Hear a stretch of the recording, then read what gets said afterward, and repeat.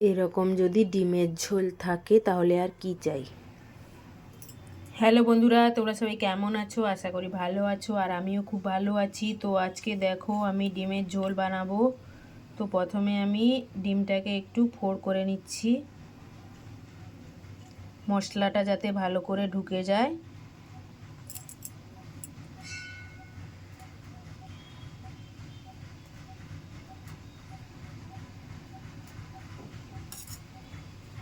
এখানে তেল গরম হয়ে গেছে, আমি একটু হলুদ গুঁড়ো, একটু লঙ্কার গুঁড়ো দিয়ে তারপর আমি ডিমগুলো ভেজে নেব।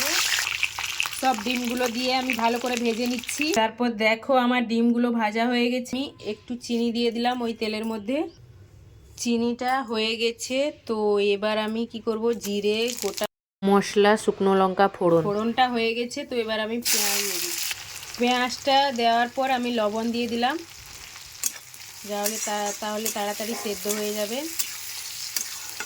তো পেঁয়াজটা আমার লাল লাল করে ভাজা হয়ে গেছে।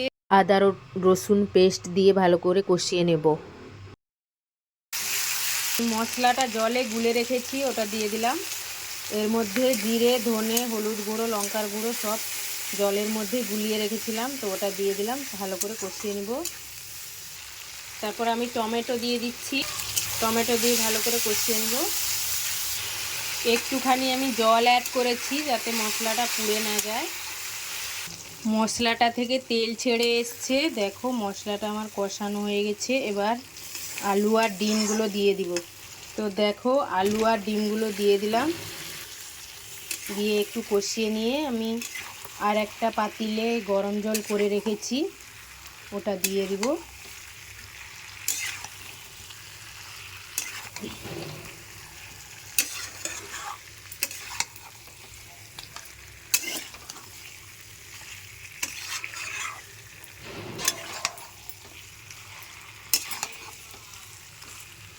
আর বন্ধুরা, কেউ পুরো ভিডিও না দেখে কমেন্ট করবে না, তাহলে তোমার রিচ ডাউন হবে।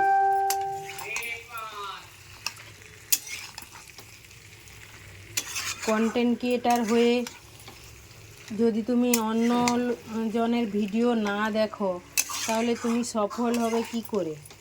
সবাই সবার পাশে থাকো, কেউ হিংসে করবে না, দেখবে একদিন ঠিক এগিয়ে যাবে।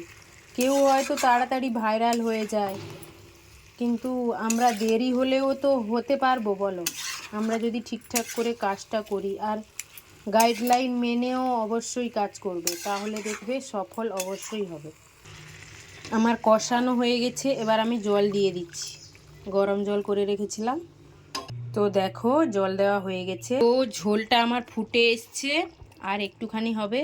তারপর দেখো আমি পেঁয়াজ ভাজার সময় লবণ দিয়েছিলাম, লবণটা একটু কম আছে, আর একটুখানি আমি দিয়ে দিচ্ছি। তরকারিটা আমার হয়ে এসছে। আমি এবার দেখো এখানকার লঙ্কা কত লম্বা, আমি লম্বা লম্বা 3টা লঙ্কা দিয়ে দিলাম যাতে সেন্টটা একটু ভালো আসে, আর একটু ধনেপাতা কুচি দিয়ে দিব, বাস।